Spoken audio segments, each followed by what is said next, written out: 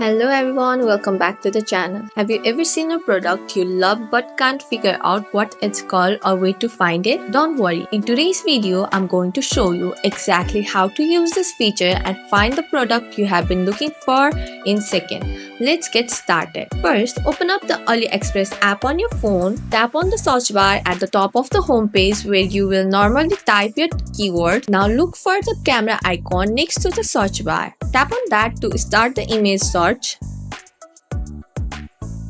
There you go. Once you have uploaded the picture, AliExpress will process it and display search results for similar items. You will see a list of products that match the image you uploaded along with their price and ratings. It's that simple. Here are a few tips to get the best result while using the image search. Once you have found your similar products, you can refine your search result even more. Use the filter at the top of the screen to sort by price, seller rating and shipping location. This will help you find exactly what you are looking for and get the best deals. And that's it. Now you know how to use the powerful search by image feature on AliExpress.